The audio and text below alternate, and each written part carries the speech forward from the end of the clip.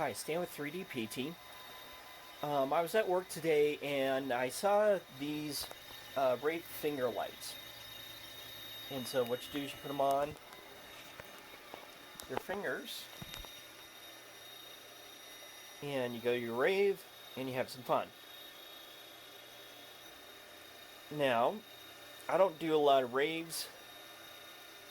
Liv probably is thanking me for that.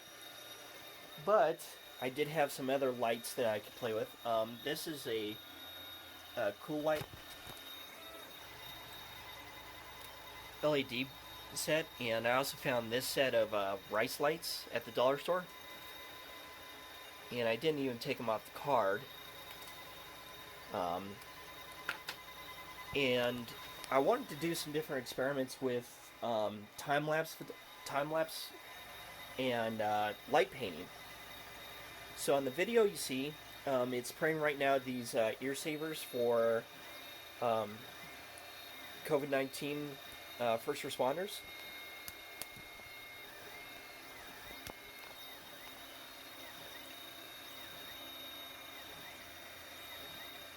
And what I was focusing on for this video is more the light painting and time lapse, and to see how these lights will move around and change color and do everything else. So in the spool, I put 3 lights up, and I put them at one against the edge here,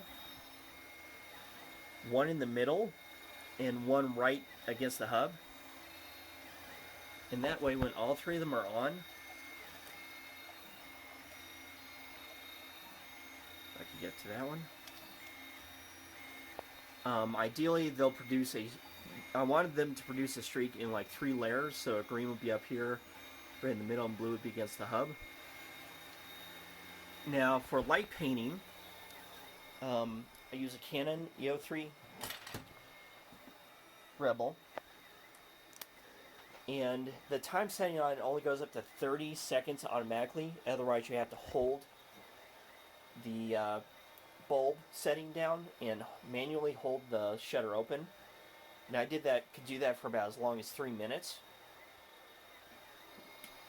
So throughout the videos, you'll see me change out the different lights and just experiment with what I did. So I also put one of the finger lights here on the arm of the extruder. And I tried draping one in here as well. Now, to get it to stick onto the tube, this is actually just a big thick straw. I cut it down the center, and that way I could just sort of clip it on like that and hold it that way. I don't normally use the tube that's provided with the Lesbot printer. I found it's just more of a hassle to try and thread your filament through it, and I've never had an issue with backlash against the spool.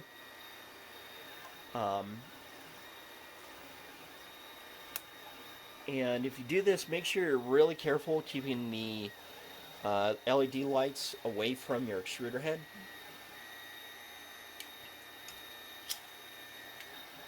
I also played around with these battery-powered T-candle lights, but those were just too big and I couldn't keep them on the build plate without getting knocked off.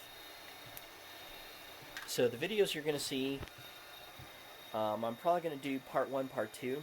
Part 1, I'll do the time-lapse video, and part 2, I'll do the compilation of light painting. So stay tuned. To set this up, you're going to need a tripod. So I had one set up right here so I could view up into this whole area. And so when you see that, you're looking from the light painting perspective from my camera. The other thing is the setup for your time-lapse. I'm using my cell phone. I don't have a good stand yet for that, so I only have this selfie stick and a couple of press Irwin clamps. So for some of the time-lapse videos you've been seeing, I've just been clamping selfie stands somewhere to get a good view.